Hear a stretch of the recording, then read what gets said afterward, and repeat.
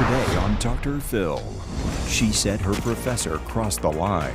Laura started sending me text messages saying that she loved me and that I was her daughter. Was this teacher obsessed with her student? I woke up and all my stuff was in her house. How do you just wake up in a professor's house?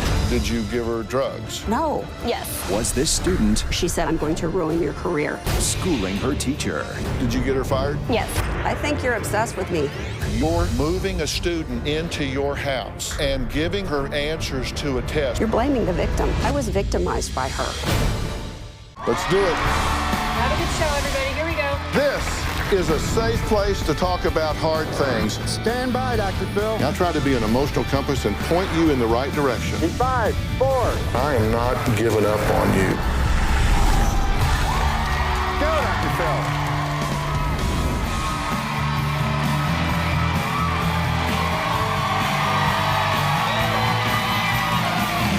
How you doing?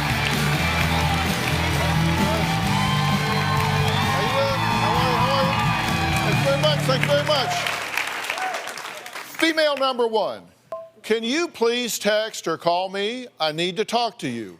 Can we meet or talk or text? Female number 2. I can't even begin to tell you how much you hurt me. You stomped all over my heart. Female number 1. You're right, I did hurt you, and I feel sorry for that. Then, the next morning, the first girl decided, I'm not so sorry. And she texted, forget it, you're a bitch. Sounds like text between best friends forever having a drama-filled fight. But what if I told you they are actually texts between a 51-year-old college professor and her young student? Yeah, that's what I said. It's a bizarre story filled with twists, turns, obsessive attention, and allegations of harassments. Now, Kayla, the 20-year-old college student, says she even woke up in one of her professor's bedrooms with no idea how she got there. Kayla says she went from student to practically being stalked by her psychology, of course, professor, who she says was desperate to play mommy. Take a look. I first met Laura when I was a freshman in college in her Psychology 101 class. In the beginning, Laura was a very nice person, someone that I thought I could trust. I opened up to Laura about my anorexia and abuse that happened in my childhood. Our relationship progressed into a mother-daughter type relationship. Christmas 2013, Laura invited me to her house to spend Christmas with her family. As the weeks progressed, Laura started sending me text messages saying that she loved me and that I was her daughter and that I should move in with her. At first I was thinking that this is not normal, this is my professor, but I felt kind of honored to have her ask me that because maybe she could be like a mother figure to me. And that's just something I never had. Well, Kayla's warm and fuzzy feelings didn't last long because she says their bond soon turned bizarre. Laura is very manipulative. She can be very vindictive. She'll do what she can to get what she wants. Laura likes making stuff up to make herself feel better. New Year's 2013, I was with my fiance and his friends. The cops knocked on my door and flat out asked me, have you been date raped? It was very outrageous in my mind because we were engaged at this time. A couple minutes later, I got a text from Laura asking if the cops were still there. I felt betrayed. Things just started becoming very awkward. One night, Laura invited me to spend the night at her house. The next morning, I was waking up. I ended up having a cyst erupt, and I went to the emergency room. I got a call that Kayla was in the emergency room. I went home and all her clothes were gone, most of her furniture, some of my own things were gone. I don't remember that night, it was really fuzzy. When I woke up, I was at Laura's house with all my stuff surrounding me. It was extremely bizarre. I felt really helpless because I wanted to help her, but now all of a sudden she has 2 adults that are refusing to let me even talk to her. I felt like this is a kidnap situation. I was trapped there. You got to help me out here. Okay. How do you go from being a student in a professor's classroom to waking up in a bedroom in her house one day? Well, it started off as I was in her classroom. I was a student. She talked to her class and told us that if we ever wanted to talk to her, she was there. She understands a lot of problems, and she's there to talk to us. You took her up on it. So I kind of told her about my past and a lot of things, troubles I've had, and she was there to talk to me. And you said once you did that, the relationship started building quickly. Right. I trusted her, and I felt like I could talk to her about. Did you at one point tell her that you were having suicidal thoughts? I did, yes.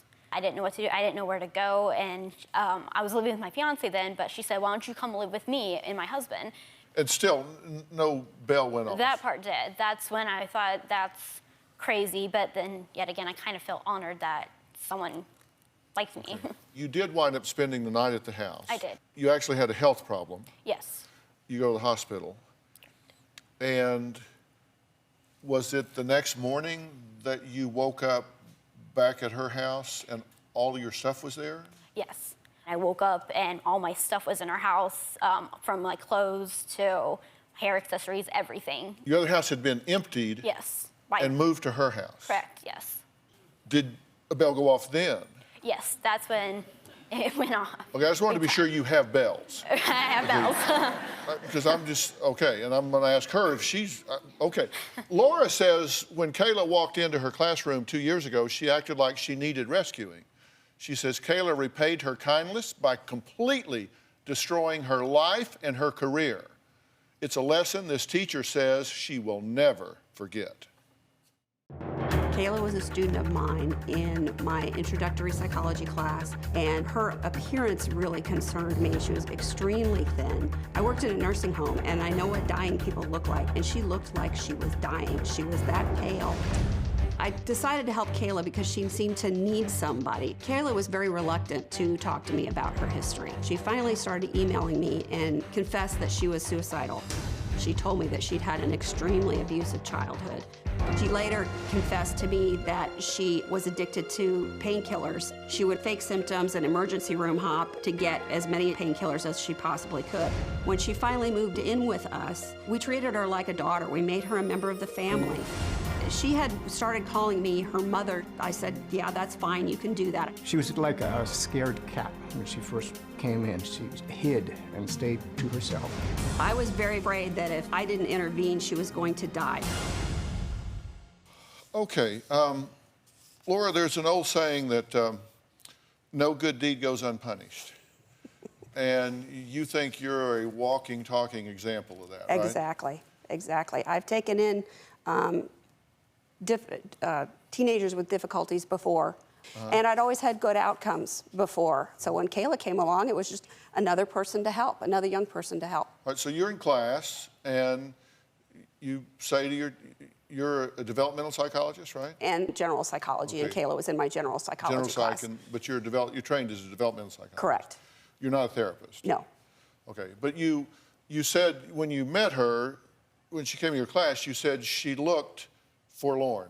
You said she looked sad, like a waif. Yes, she did. She looked very ill. She looked terrified. She looked depressed. She just looked like she was really, really in a lot of trouble. And your read was apparently right, because sure enough, she came up after class at one point and said, hey, can we talk?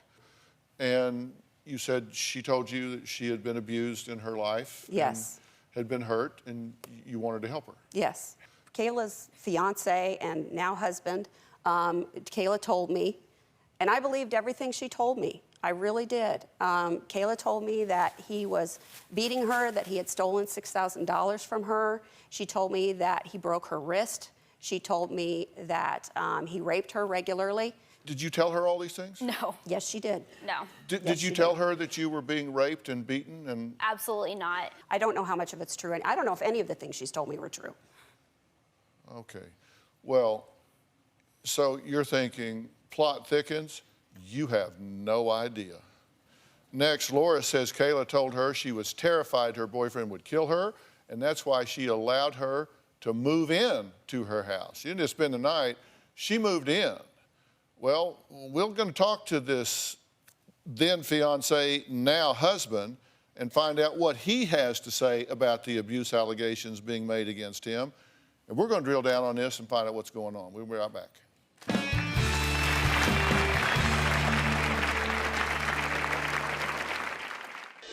Kayla told me Jacob was beating her up. He was locking her out of her house at night. I never physically touched Kayla in any way, shape, or form.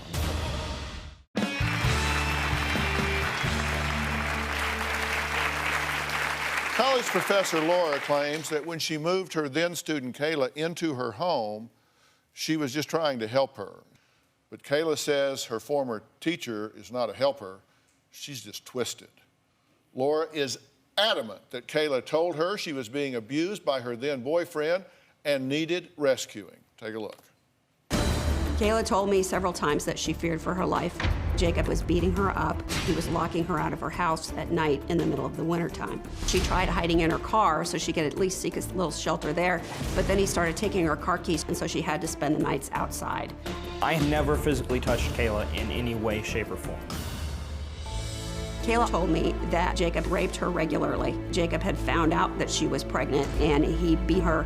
This was one of the reasons why she wanted to kill herself. She was telling people that I caused a miscarriage by kicking Kayla in the stomach when she was pregnant, but Kayla was never pregnant to begin with. After Kayla decided to move back in with her boyfriend, I was pretty upset with her. I told her that it was a bad idea and that things would just go back to the way they were. Within a week and a half, she said she needed to get high because she couldn't deal with what was going on in her life.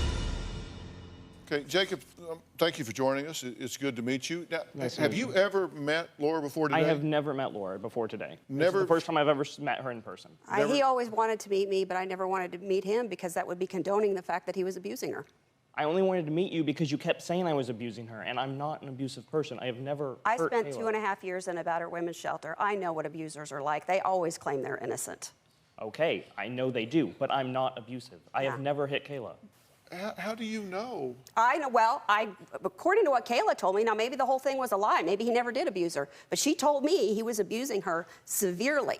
She feared for her life. Are you telling me that you totally, fully, and completely prejudged this man without ever meeting him, without ever hearing his side of the story, without ever verifying any claim that she made to you whatsoever? I wasn't here to judge her. I was taught that when a victim... Well, that wasn't what I asked you. I asked you, you totally prejudged him? I was taught that when a victim tells you a story, you believe it, because at least in their mind, it's true. You meet them where they're at. I didn't ask you whether you believed or didn't believe her. I asked you, you said, I wouldn't meet you because I know how abusers are. I had no reason to disbelieve Kayla. But you had no information about him whatsoever. Except for what she told me, and based on what she told me, I immediately disliked him. I wanted nothing to do with him. I told you, he's not abusing me, and you said, oh, I know he's abusing you. He did it. I'm like, Laura, just meet him. You told He's me not repeatedly he was abusing you. No, I never said that. Kayla, so much of what you've said today is a lie. Then why would you not doubt everything she said? Because do at the you time, cherry pick what she no, to at the believe and what she time, doesn't? I believed I didn't believe. I thought all of this was true until the whole thing blew up in my face. Well, now all of a sudden I'm questioning but should everything. we believe everything she says? No, we shouldn't believe any of it, because everything she's said today is a lie. Well, should you not be apologizing to him? I mean, I'm just asking you. I mean, is you're saying she burned you to the ground. Did she maybe not burn him down with you? You've got a really good point. Thank Jacob, you. if Kayla was lying about you, I really apologize. But she told me that you were abusing her severely. And I don't believe that. There were some independent checks here because you called for a welfare check. And over the course of their relationship, Laura called the police several times to check on Kayla's well-being. And here's one of those, quote, I was dispatched to, we blanked out the address, in reference to a check well-being. I knocked on the door and was unable to make contact with anyone at the residence. I contacted the complainant, Laura, who stated Kayla told her she was having fights with her boyfriend and was concerned for Kayla's well-being. Contacted Walmart and spoke with a customer service representative who stated Kayla was standing in the store and did not appear to have any problems. So there was a welfare check done, and as it turns out, she was not in distress. There was nothing going on. So there was an independent investigator that told you that she was in fact fine, despite the fact that you had been given information to the They contrary. never called me back. Again, I had no reason to disbelieve Kayla, so I just asked the police to make a well-being check on her. I believe they did call me. This happened multiple times, so I don't remember individual details. And you never followed up to find out what the result of the well-being check was? Well, they usually called me, and perhaps they did that time, but I never would have made the phone call in the first place if I didn't think she was a danger.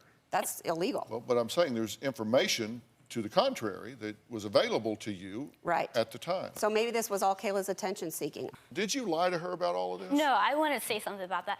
Okay, when she had called the cops, I get a call from an officer asking me about my well-being, and I had no idea what this was coming from or what that was even about. Kayla is so innocent and sweet looking that she's very easy to believe. Kayla looks very young and very innocent, but she is not. I guess I got really caught up in this. Yeah, okay. Kayla says that once she was actually living with Laura, things got really weird. Kayla says Laura even invited her to have a threesome with a registered sex offender. We're going to ask Laura about that and give her an opportunity to respond when we come back.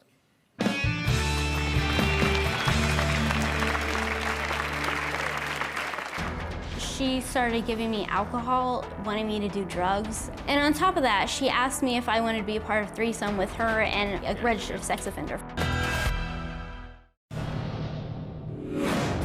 My wife has taken in strays before. She's raised 3 or 4 kids besides her own, just kids that needed a hand, and she's very good at it.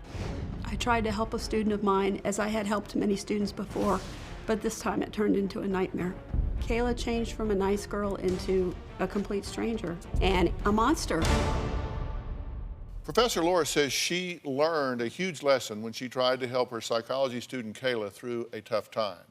She says she was so worried about her that she even moved her into her home.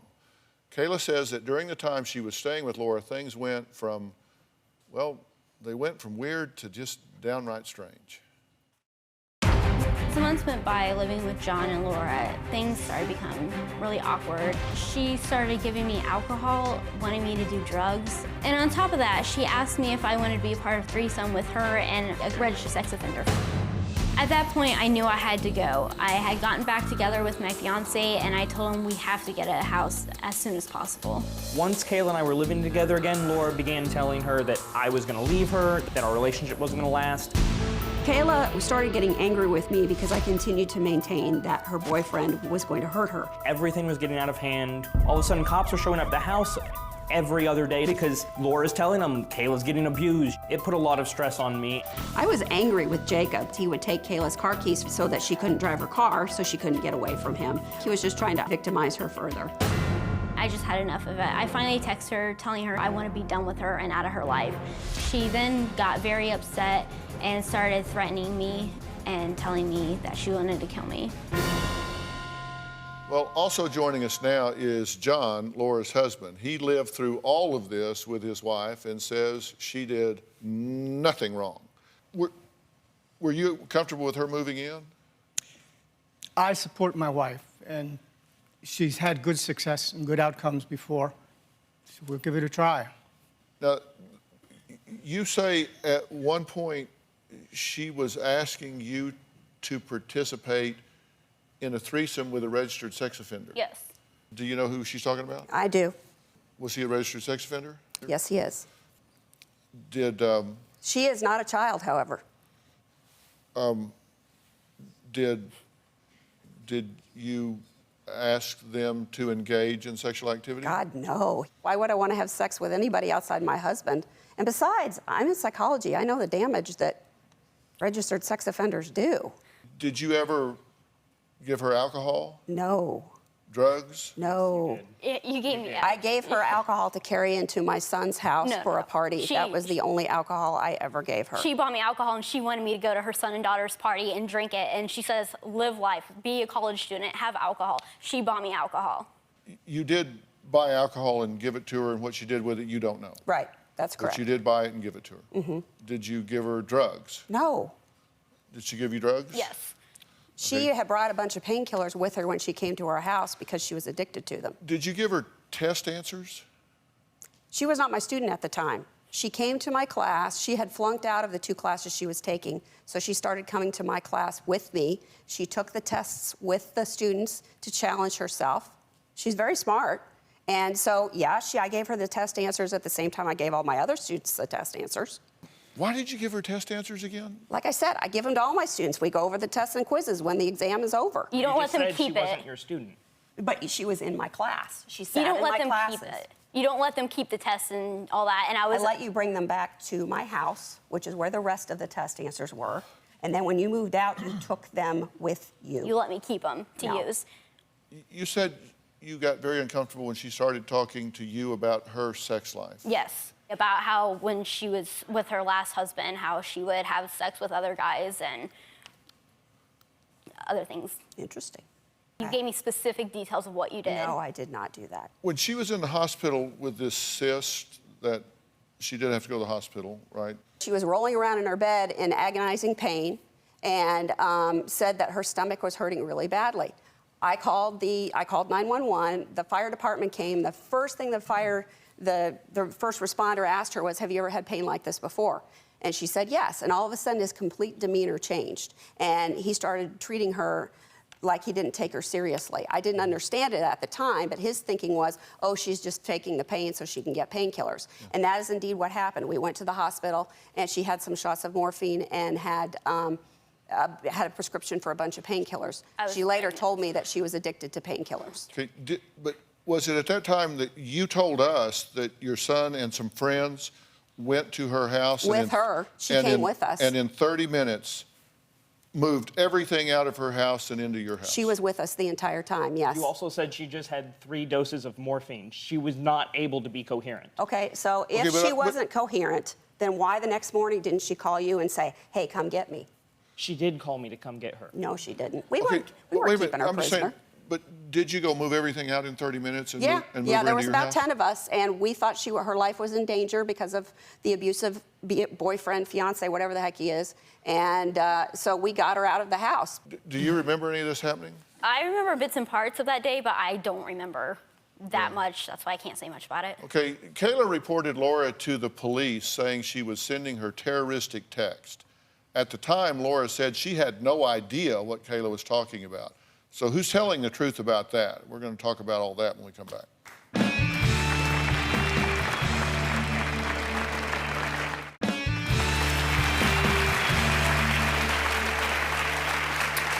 Former Professor Laura says her relationship with student Kayla went sour after Kayla moved out of her house and back in with her then fiance, Jacob.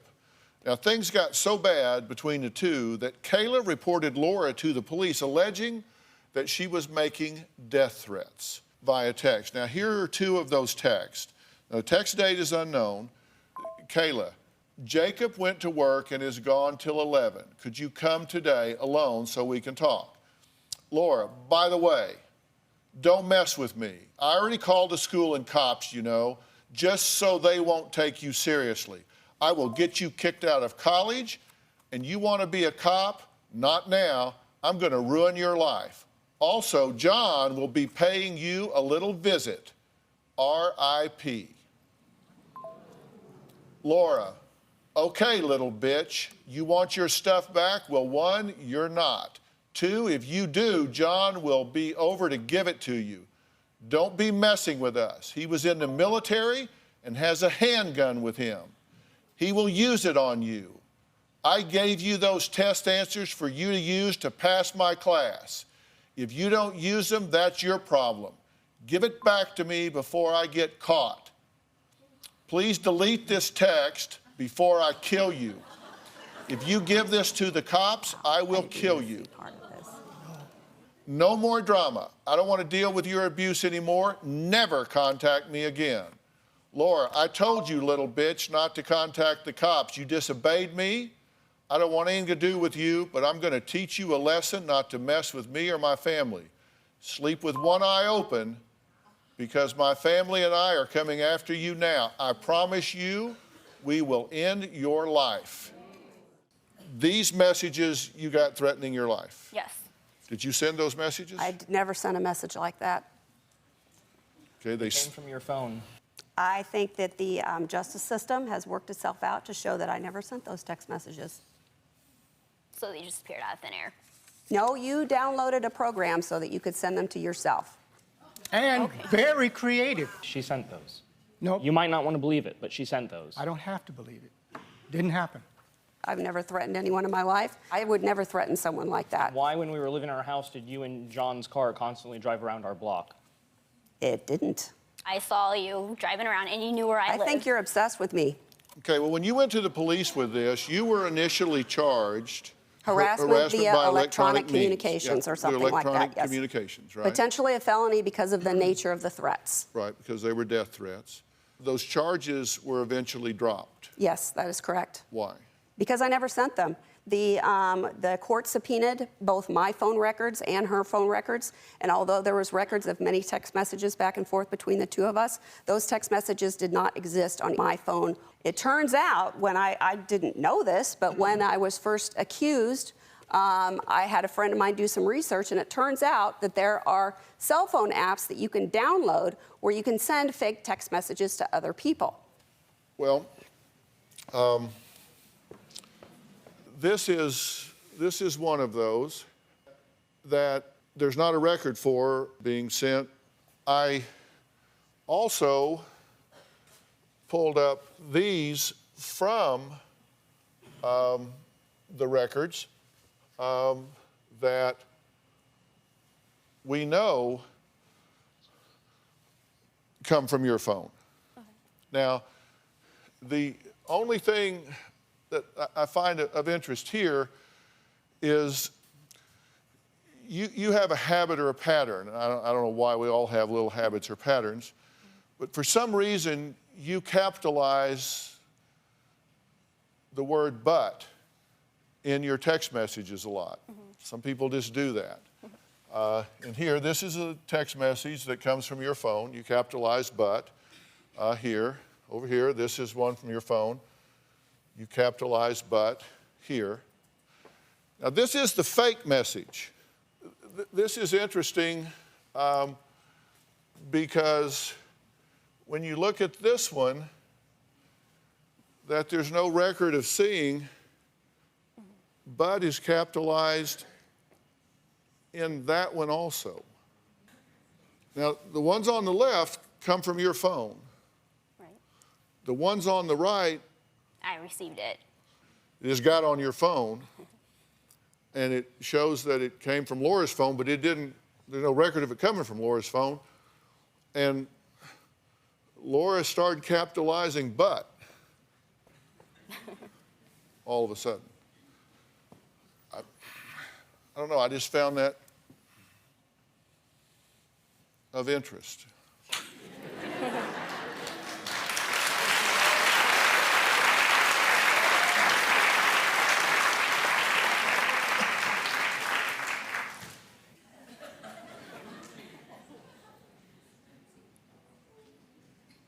I mean, I did receive it. I was literally in the room with him, and it dinged, and it came across the thing. I don't know how to explain it. I did not, whatever app she's talking about, get on it. I didn't know about it. I don't know. This story doesn't end here. It gets worse. We'll talk about that when we come back.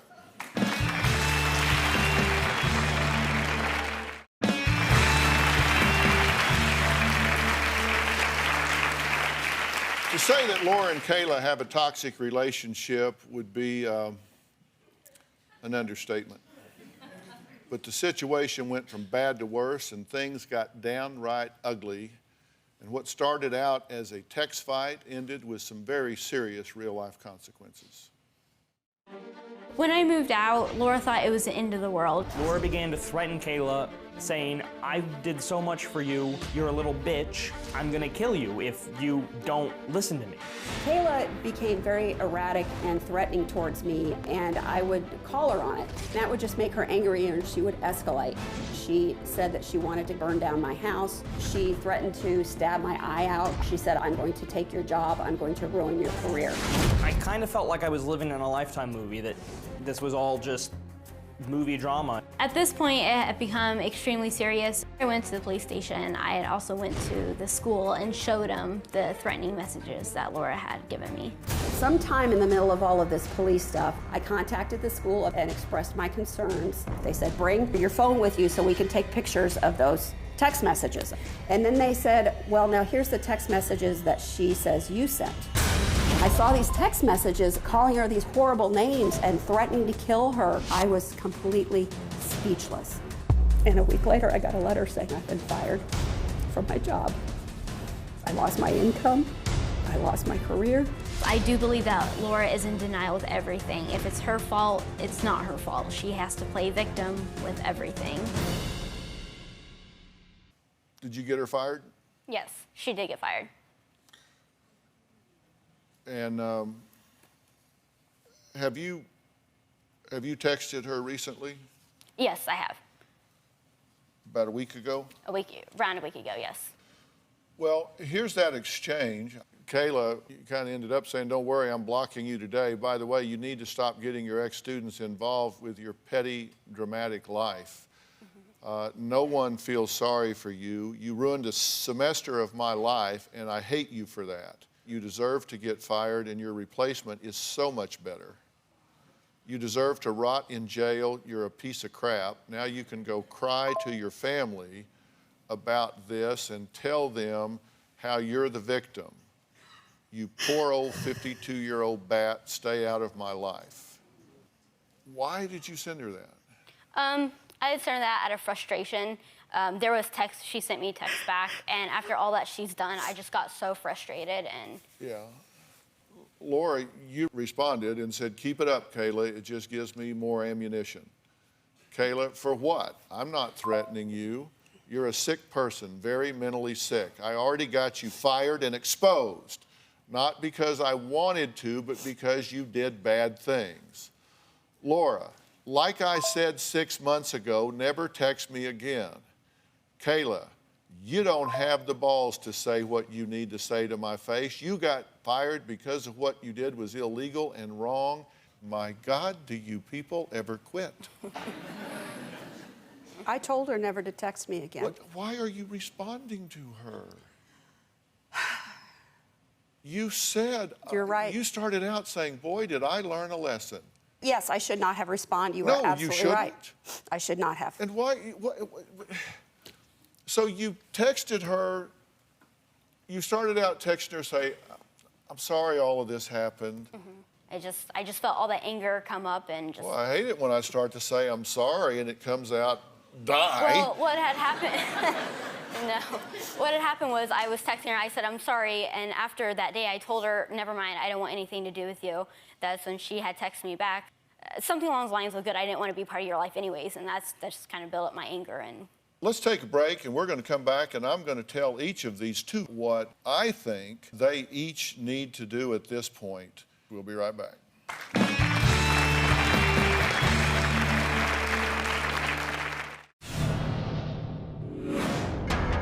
Evidently, what Kayla had done was she took some text messages to the police that I had supposedly sent in which I threatened her life.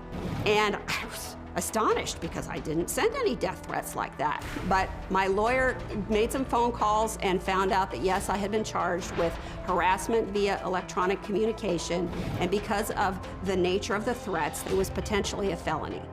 While all of this was going on, a friend of mine did some checking online because none of us knew how this could have happened, and found out that you could download an app in which you could send a fake text message. It took me 6 months before I was able to prove with my attorney that the cell phone company had absolutely no record that I had ever sent those messages, nor had she ever received them. That's how I was finally exonerated. Let me say to you, you're very young and you have your whole life ahead of you, and you've had some difficult times in your life along the way, right? And correct, yeah. I mean, I also get the feeling that you've met and married a young man here that seems to me to be a pretty upstanding young guy that cares for you a fair amount, and I really hope that, you know, the two of you put this behind you. And if you feel dinged up by it, I'm going to offer you some help with unraveling that and moving forward with it. And you lost your job over this. Yes, I did. And you say it was a passion, and you say you've been vindicated. And by the police anyway, by the court system. yeah, and you were fired specifically for violation of a policy at your school that has a zero tolerance for violence and threats of violence and things like that. That is correct. So you were fired because of these Text messages that I never sent. text messages. And I can tell you, if I was the president of that school and I had proof or at least reasonable doubt that you hadn't sent those, then I would feel compelled to hire you back, and then I would immediately fire you for inappropriate conduct as a college professor because you don't recognize boundaries. And you're getting involved with a student at the level you got involved with. Was a mistake. And moving a student into your house and giving a student answers to a test, past, present, other, whatever. As a professor, you are to avoid even the appearance of impropriety, and you have shown not good judgment in that regard. You're correct. You said she is drinking heavily, addicted to prescription medications, probably anorexic, and you decide, well, I'll just move her in and fix her. You're not qualified. I didn't want to fix her. I just wanted to keep her from dying. You said she lived with us for 4 months, and in that time she gained 10 pounds, got clean and sober, blossomed under our care, where she had been sickly and terrified. That sounds like fixing to me. You're not qualified. That's outside your lane. Yeah, I definitely made a mistake. My judgment you're was not very a licensed poor. therapist. That's not what you're there for. My judgment You said was I very wasn't poor. terribly worried, and then, gee, she went south. Yeah, you weren't terribly worried because you don't recognize the deep roots of pathology, because that's not what you do. There's no way in God's earth that that's not improper. If you say that this is all my fault, that I brought this on myself, you're blaming the victim. I like the stare, but that's the only thing I did wrong.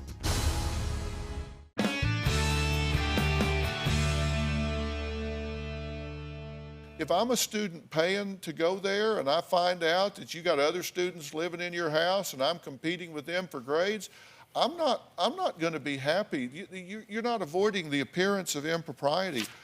I went through this. There is no way in God's earth that that's not improper. She was not in my class while she was living with us. I don't care whether she was or she was not. If you think that is proper, then that makes my point of not having the right judgment. That's the only thing I did wrong. If you say that this is all my fault, that I brought this on myself, you're blaming the victim. I was victimized by her, and all I did was care too much. I like the stare, but we're just going to have to agree to disagree. As I said, I exercised poor judgment. So in what way does that make you the victim? I was fired from my job and lost my career. That's the part that makes me self-fired. But for you crossing the boundaries with this student, but for letting her into your personal world and you getting into hers, would you have been vulnerable to her exploiting you? No. If a woman walks down a dark alley in the middle of the night alone and gets raped, does that mean she deserves to be raped? No. She exercised poor judgment. Do not put that on the same level of somebody being raped. I'm not. But what I'm saying is that exercising poor judgment does not mean you deserve what happens to you. I did not deserve this. Okay, well, On yours. you can, I hope you don't do it again. Oh, I'm not going to, trust me. I will never trust anybody again. You do have ownership here. Yes. You call it blaming the victim. I call that playing the victim. You got to own this or you won't change it. And is what she's done here, particularly if she faked these messages and all, is that fair? No, absolutely not. Absolutely not. I don't know whether she did or whether she didn't. Both of y'all unplug from each other and move on. This didn't work out for y'all.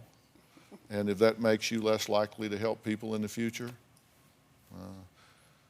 my dad used to say, sometimes the good you do does you no good. Yeah, you can say that again. Sometimes the good you do does you no good. We'll see you next time. Thanks for being here. Best of luck to you.